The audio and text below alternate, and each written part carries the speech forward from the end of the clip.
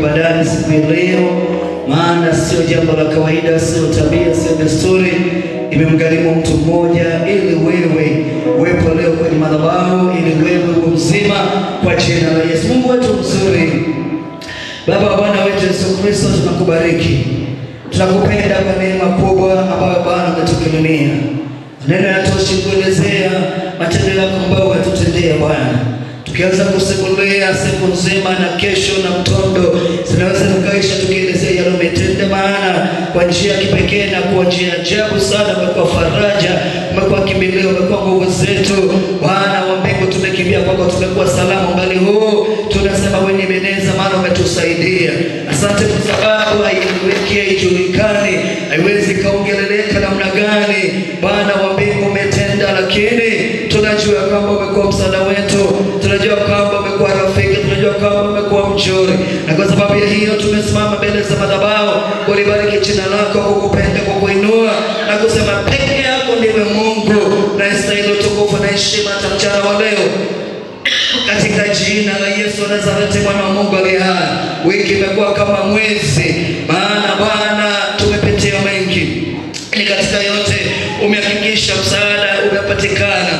Umehakikisha kwamba Bwana shetani hatumizi, umetupanguza machozi, umetuinua Bwana, umenena faraja ndani ya mioyo yetu. Na ndio sababu asubuhi kama leo na siku zote kama leo tumekuja kusema wastahili, wastahili utukufu, heshima na adhama katika jina la Yesu Nazareti, mwana wa Mungu aliye hai. Asante kwa sababu hata tunakokwenda hatujui namna gani, lakini kwa ajili yako tunaamini kwamba tu salama, maana mikononi mwako Bwana wa mbinguni tumejikabidhi. Tunaamini kwamba ulituita na utakuwa pamoja nasi mpaka mwisho wa dahari. Ajalisha tunachokiona, ajalisha tunachokisikia, ajalisha tunapitia nini, lakini jambo moja tunajua ya kama wewe uko upande wetu sisi ni zaidi ya washindi katika jina la Yesu Kristo. Kwa hivyo tunajipa matumaini, tunajipa nguvu katika wewe kwamba tutafika salama, na Bwana ushindi ni upande wetu, maana wewe upo pamoja nasi. Jina lako libarikiwe.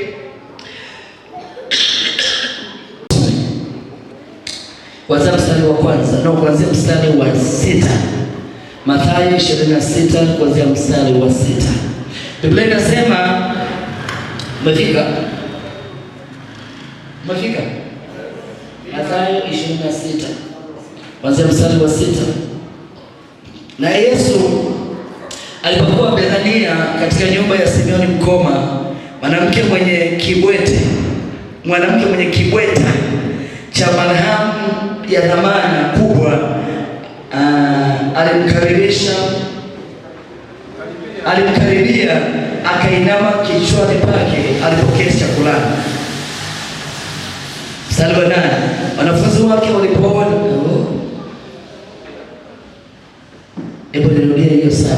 Mwanamke mwenye kibweta cha marhamu ya dhamani kubwa alimkaribia, akaimimina kichwani pake alipoketi chakulani. Wanafunzi wake walipoona wakachukiwa, wakasema, ni wa nini upotevu huu? Maana marhamu hii ingaliweza kuuzwa kwa fedha nyingi wapewe maskini. 10. Yesu akatambua akawaambia, mbona mnamtabisha mwanamke? Maana ni kazi njema aliyonitendea mimi. Kwa maana siku zote mnao maskini pamoja nanyi, lakini mimi hamnami siku zote.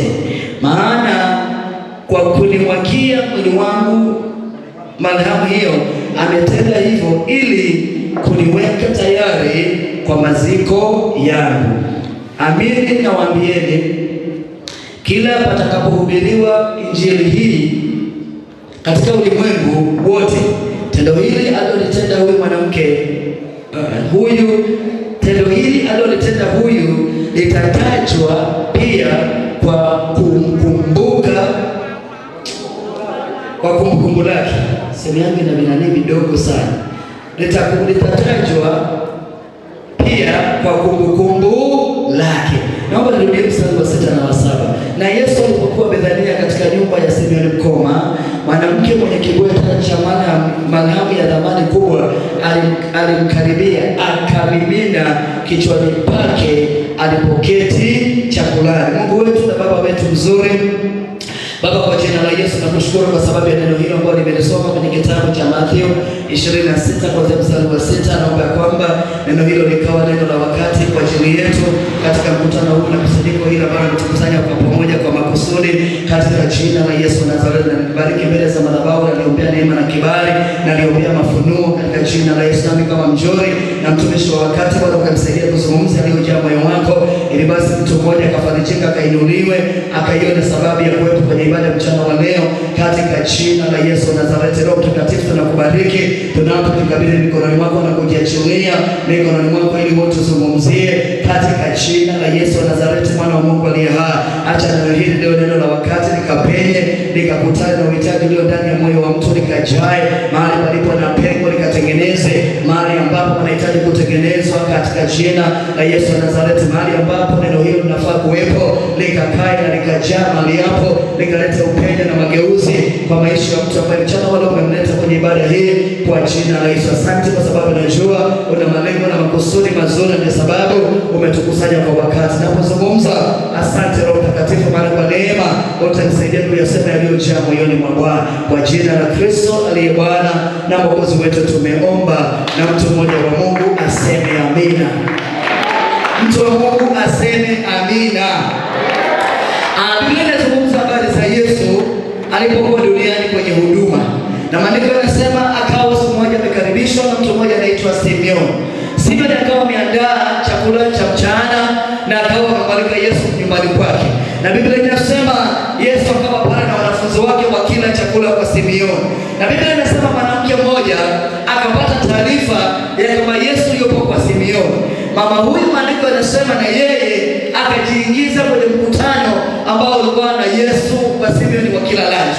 Lakini nachoshukuru huyu mama, Biblia inasema hakwenda mikono mitupu, ila maandiko yanasema ya kwamba alibeba kachupa kadogo ka marhamu, kibwete cha marhamu nzuri ya dhamana kubwa. Hii ni kama aina fulani ya perfume, akabeba ya dhamana kubwa.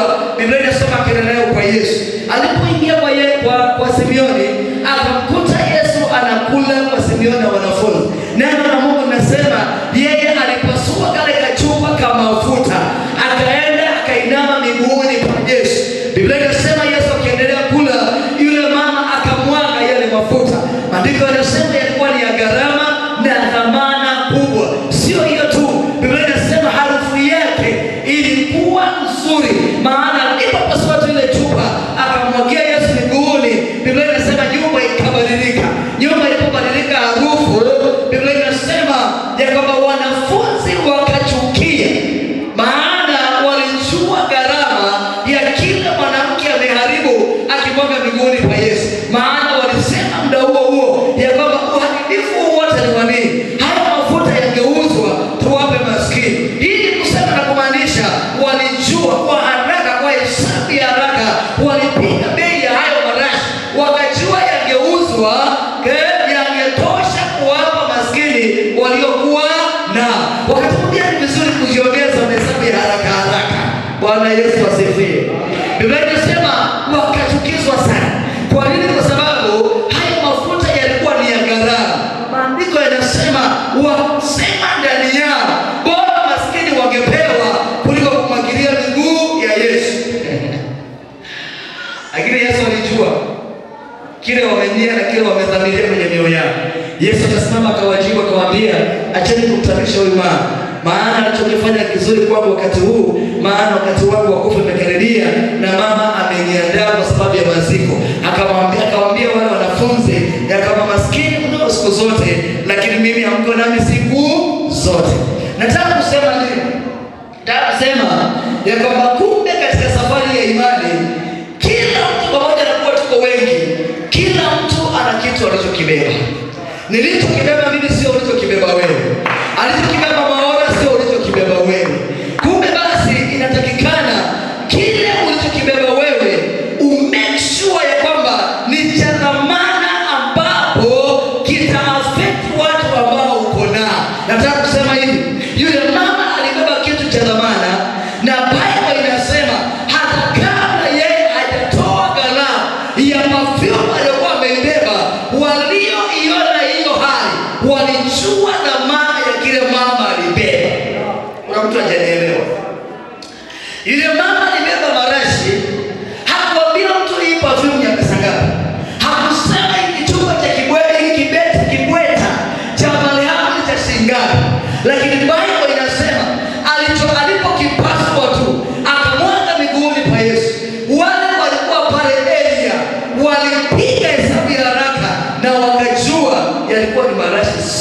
bei rahisi, lakini yalikuwa ni marashi ya gharama. Mpendwa, ulichokibeba hakikisha ni kitu cha dhamana, maana ni udhamana ni dhamana ya ulichokibeba, utafanya watu watambue gharama yako. Nasema ni dhamana ya ulichokibeba kitafanya watu watambue dhamana yako. Hatulingani mpendo, tulichobeba tunatofautiana, lakini mimi nakuwa wa dhamana leo kwa sababu ya kile nimekibeba. Watu wataniheshimu leo kwa sababu ya kile nimekibeba. Ndivyo ilivyo hata kwenye maisha yako. Pendo utabebwa na watu kulingana na udhamana wa kile ulichokibeba. Ukikubali kubeba vitu vya rahisi, tutakubeba mtu wa rahisi. Ukikubali kubeba vitu vya ovyo ovyo, tutakuchukulia wepesi na ovyo ovyo. Lakini kubali kuanzia leo tunapoendelea, usibebe kitu cha bei rahisi, usibebe vitu vya ovyo. Kubali kubeba vitu vya dhamana, maana ulivyovibeba vitatoa dhamana yako kwa watu walio na wewe katika jina la Yesu. Watu wanasemaga fulani nipendi, fulani niheshimu. Akupenda kuheshimu kwa sababu ya kile umebeba. Allah. Rajia mimi naonekana kama mtu, hatukuoni kama mtu kwa sababu ya kile umekibeba. Lakini leo ukiraise standard, ubebe vitu vya dhamana, hatuwezi kukushusha. Tutakubaliana na kile ulikibeba ya kama ni cha dhamana na tutakuchukulia wa dhamana. Lakini ukikubali kubeba viporo, ukikubali kubeba masengenyo, ukikubali kubeba chuki na wivu, tutakubeba hivyo hivyo. Tutakujua wewe ni mtu wa rahisi. Lakini ukibeba Yesu na vitu vyake vya dhamana ndani, hautafanya tukuheshimu hata bila kupenda katika jina. Huyu mama alibeba vitu vya gharama. Ilibidi mpaka wanafunzi wakubali kumheshimu, wapende wasipende. Ni dhamana yako katikati ya umati itafanya watu wakuchukulie vingine. Halo, ni dhamana ikina umebeba kitafanya tukuchukue vingine. Lakini ukiwa mshirika wa kawaida, dhamana yako ni ya kawaida, mahali ulipo hauleti mageuzi, tutakuheshimu kwa lipi? Tutakuheshimu kama katikati yetu unaleta mabadiliko. Kama kuna harufu tofauti unabadilisha katikati yetu. Kama kuna vitu unageuza katikati yetu, itatubidi tutakuheshimu. Lakini ukiwa mshirika wa kawaida, mshirika wa mama, mshirika tu ambaye hauna utofauti, itabidi tukubebe hivyo, maana ndivyo ulivyo na ndivyo vitu ambavyo umevibeba. Haleluya. Haleluya. Ukija ndani yako mwambie nategemea ulichokibeba. Mbona wacha kulalamika watu wanakuwa naona vipi? Nategemea ulichokibeba. Maana kama umebeba vitu vya ovyo, mpendo, hatuwezi kukuheshimu. Na uwezi kutushawishi tukuone wa maana wakati umebeba vitu vya ovyo. Hauwezi kutushauri au kutushawishi tukuheshimu na tukupende wakati umebeba vitu ambavyo havitushawishi kukupenda. Ardhi yako kile ukipita ni harufu mbaya. Hivi tutakupenda kwa lipi? Halo.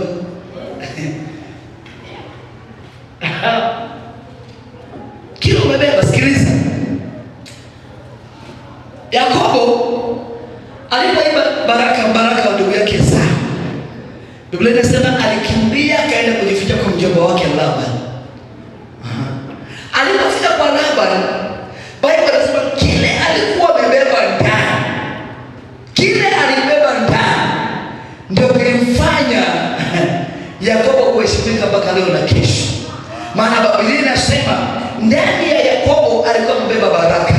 Alipofika kwa mjomba wake Laban, alikuta mjomba ni mjomba wa kawaida. Mjomba tu ni mfugaji wa kondoo 2, 3, 4, 5. Lakini alipoingia paa, kwa sababu ya kile alikuwa amebeba, Biblia inasema maisha ya Laban yakabadilika. Maana alipofanya kuwa mfugaji, kondoo walianza kuzaa mapacha. Come on now. Ni kile umebeba kitatufanya tukubebe vile tunakubeba. Na hata leo tunakubeba vile tunakubeba kwa sababu ya kile umebeba. Allah. Come on. Bwana Yesu atusaidie. Ukianza na kuchukulia hivi ni kwa sababu kile umebeba ni cha hivi.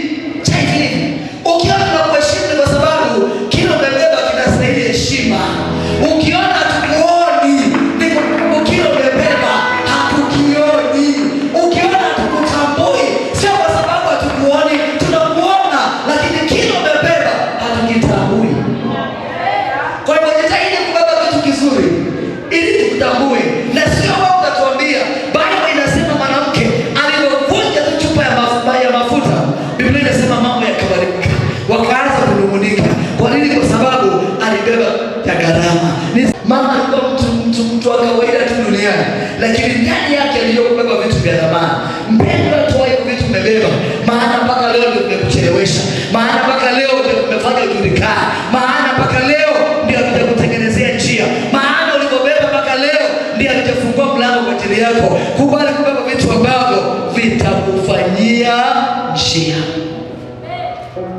Haleluya. Bwana Yesu asifiwe. Bwana Yesu asifiwe kanisa la Bwana. Toa hiyo vitu tunabeba vya kigoro.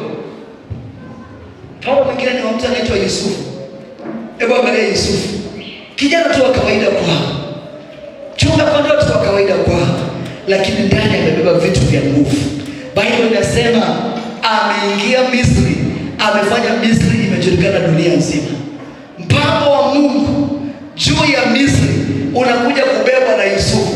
Biblia inasema Yusufu ndiye alifanya Misri ikajulikana dunia yote kwa sababu ya kile alichokibeba. Maandiko yanasema alifanya watu kutoka dunia nzima. Kile alichokibeba kilifanya watu dunia yote wanateremka Misri wana kutafuta chakula. Alafu wewe umebebelea hapa masengenyo ndio umebeba kwenye maisha. Yaani ukikaa tu hujaongea mambo ya mtu unasikia ulimi unawasha. Kama hapo sasa umeshasema pasta amekuja, kidogo umebadilika. Unaona tayari sasa imebadilisha. Yaani ndio umebeba. Hayo ndio umebeba. Yaani usipoongea mambo ya mtu, unasikia ulimi unakuwashawasha. Weka hivyo vitu chini mpendwa, havita kutengenezea njia. Kubali kubeba vitu ambavyo vitatoa majibu ya maisha yako katika jina la Yesu. Unajua nini hawanionangi? Pastor wewe hata nikiongea unajua watasikia. Tunapaswa kusikia kwa sababu ya vile umebeba. Haleluya. Bwana Yesu asifiwe. Bwana Yesu asifiwe. Unajua pastor mimi nikiongea hawatakubali pastor. Wewe waambie wewe sema kwa nini wasikusikie? Mimi najua nikienda hata niamini kwa nini wasikuamini? Kwa sababu ya vitu ambavyo umechagua kufanya nini? Kuvibeba. Beba vitu vya dhamana, tutakuona wa dhamana.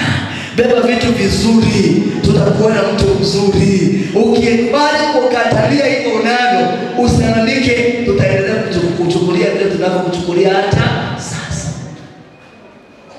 Musa alikuwa na roho, akatabia. Mungu alipomtuma kwa Farao, anaambia naombe Farao, Mungu amesema waachilie watu wangu waende. Farao, Mungu anamwambia, lakini Farao anamwambia, sasa nataka kusemaje? Hata niamini. Mimi ni nani? Mpaka Mungu akamwambia una nini? Chebuki weke chini. Yaani kama mtihani kasoezi kubwa sana. Kama kumfanya Musa awache matakataka, abebe vitu vya dhamana, ndiye akubariki mbele ya nani? Ya Farao. Ndivyo ilivyo hata leo. Kubali kuacha haya matakataka umebeba.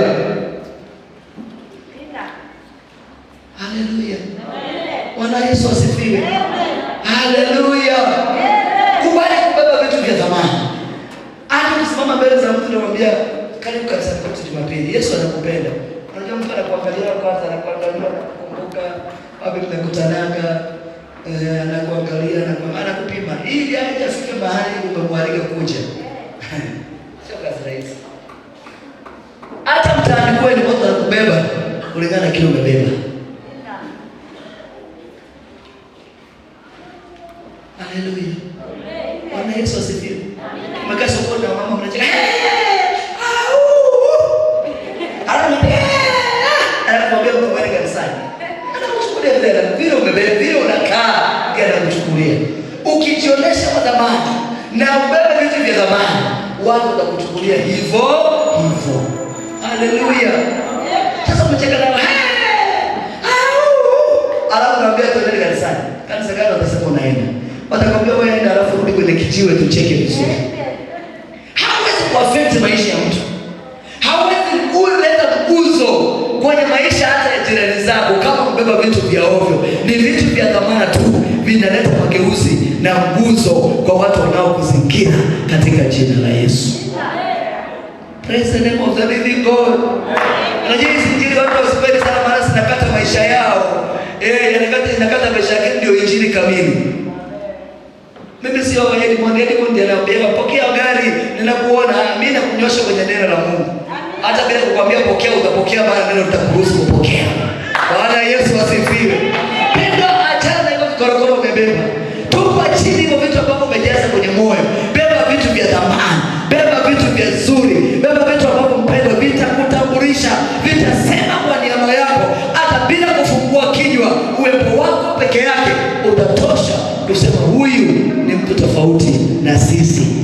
jina la Yesu. Haleluya. Fiwe. Bwana Yesu asifiwe. Bwana Yesu asifiwe. Bwana Yesu asifiwe. Sasa shida ambayo imekuwepo na kubeba vitu vibaya ni mlango unakawiaga sana kufunguka. Na ndio maana unakuta watu wako maktai, wako pale miaka nenda miaka rudi. Maana ulivyovibeba haliwezeshi milango yako ya baraka kufunguliwa. Roho ya kuchelewa inakuwa na watu ambao wanabeba vitu vya ovyo ovyo. Maana ukibeba kitu cha dhamana, Mungu kinakufungulia mlango hata wakati ambao haukutarajia utabarikiwa kwa jina la Yesu. Huyu mama kumjua Yesu ataongea habari zake. Yeye hakuwa amejiandaa Yesu anataka kuzungumza habari zake. Yeye alijua tu mimi nimebeba mafuta naenda kumwagia Yesu kwenye miguu yake, ishara ya kumheshimisha na kumbariki. Hakujua itakuwa sababu ya yeye kubarikiwa na neno lake la wakati kutamkwa. Ndivyo ilivyo hata leo. Ukizoea kubeba vitu vya kijinga, unakuwa hapo ukipiga maktai. Zunguruka tu. Kizunguruka tu. Maana atakufungulia mlango. Maana alifanya mepesi kwako. Maana haziwezi kushawishi mbingu kutamka lolote kwa ajili yako.